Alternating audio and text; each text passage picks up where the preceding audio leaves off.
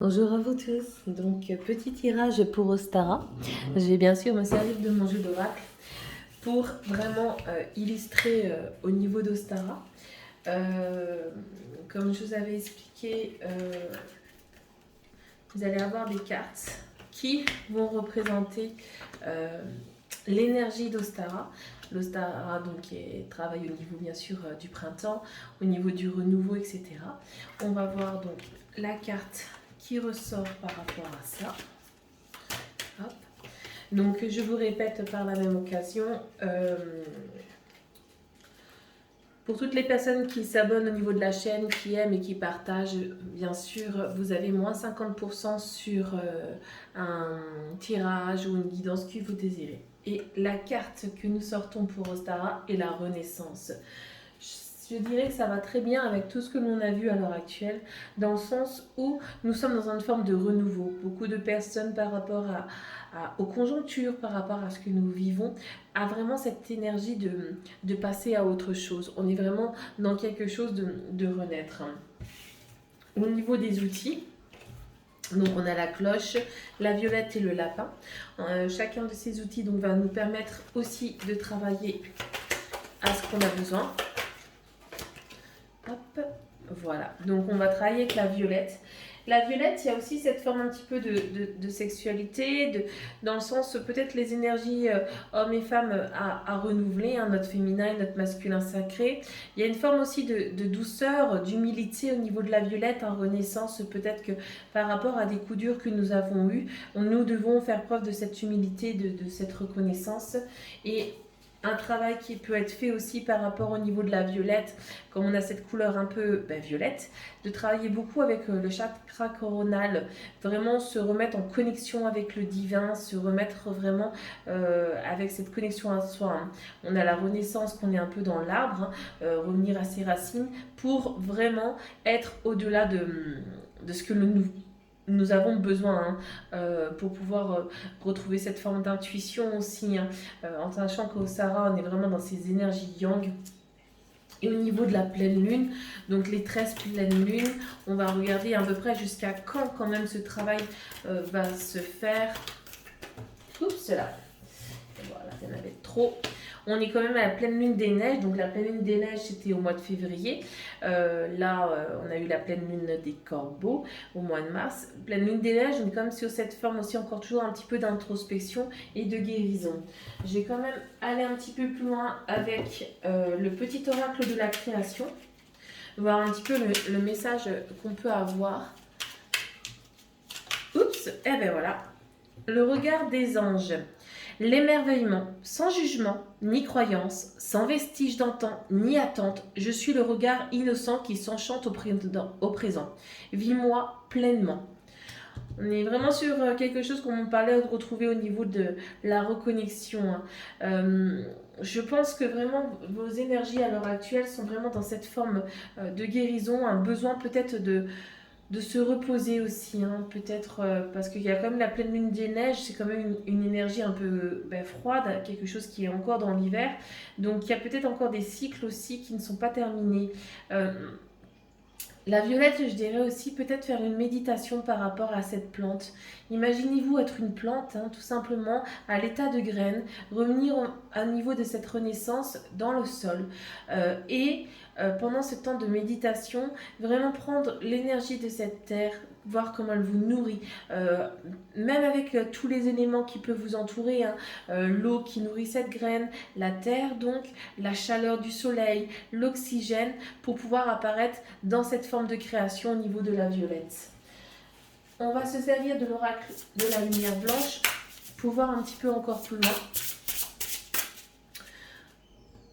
Hop. Oups. Eh ben, il y en a deux qui ont voulu venir. Alors, nous avons donc, je dirais que c'est peut-être pour ça qu'on est jusqu'en février, parce que avec Dvarapatra, on est sur un cheminement. Il est peut-être un peu plus long que ce que vous voulez, mais on arrive à cette élévation. Vous voyez, l'élévation, on parlait du chakra coronal avec la violette, on a vraiment cette puissance qui monte. Il y a peut-être une forme de croyance à venir. En plus, on parle des anges, je vois vraiment une forme d'aile à ce niveau-là. C'est vraiment quelque chose, en fin de compte, vous êtes sur le bon cheminement. Si vous êtes encore dans une période de doute, non. En plus, avec l'oracle de Chaldée, on est toujours dans cette guérison et vous voyez toujours au niveau de cette connexion, bon plus ici sur le troisième œil, mais c'est vrai qu'on l'intuition est très bonne en ce moment. Je pense qu'il y a vraiment beaucoup de personnes qui arrivent à travailler avec cette forme d'intuition et je pense vraiment que là vous êtes sur la bonne voie. On est vraiment sur un cheminement de guérison, mais je mettrais peut-être un petit bémol qui m'appelle avec la carte de renaissance. Attention peut-être à votre corps, hein. C'est bien beau aussi toujours de vouloir monter. Par contre, il est important aussi, malgré tout, de savoir aussi descendre, hein, rester bien ancré au niveau de la terre pour poursuivre votre cheminement. Mais votre cheminement de guérison, là, il est vraiment là. Et cela s'explique véritablement pourquoi jusqu'en février. Un cheminement de guérison est assez long. Il est assez, il faut être véritablement dans cette forme de patience, hein. Donc, on va tirer une dernière carte avec l'oracle de l'intuition et de l'action. Donc, voir un petit peu avec cette dernière carte ce que nous réservent donc les énergies d'Ostara. Mais c'est vrai que j'ai remarqué depuis que la pleine lune de vendredi, vraiment un travail extraordinaire. Oups, excusez-moi. Vraiment un travail extraordinaire avec ce pouvoir de guérison, des deuils qu'on pensait avoir fait et qui n'ont pas forcément été faits, hein. Je le remarque aussi avec des personnes que j'ai eues au cabinet hier encore, et sinon j'ai discuté avec quelques clients aujourd'hui. On est vraiment sur ces énergies de nettoyage qui peut être assez fortes, et j'ai l'impression que toutes les personnes qui revont directement dans un cycle risquent malgré tout de resuivre malheureusement son cheminement. Donc prenez votre temps. Là j'ai l'impression que la carte ne veut pas forcément parler. On va aller la chercher. Hop, celle-ci elle me plaît bien. La liberté. Quand je disais que le cheminement, on n'est peut-être pas prêt à tout de suite à refaire dans quelque chose, c'est vrai que cette carte de liberté me parle bien par rapport à ça. Vraiment à travailler sur ce que vous avez besoin. Je vais quand même regarder par rapport à eux ce qu'il nous dit. Donc la liberté, il n'y a pas de numéro, c'est le numéro 15. Voilà, numéro 15, voilà. La liberté est une valeur importante pour vous. Dans l'histoire, les femmes n'ont pas toujours été libres et ont dû défendre leur droit d'exister. Encore aujourd'hui, certaines femmes n'ont pas de liberté. Il est de votre devoir de vous célébrer en tant que femme, de vous accepter comme vous êtes, d'honorer vos grands-mères, votre mère, votre sœur et vos filles, afin de contribuer à la liberté et aux droits des femmes. C'est vrai qu'avec Ostara, hein, au niveau de cette fécondité, hein, on est toujours aussi sur cette base de fécondité.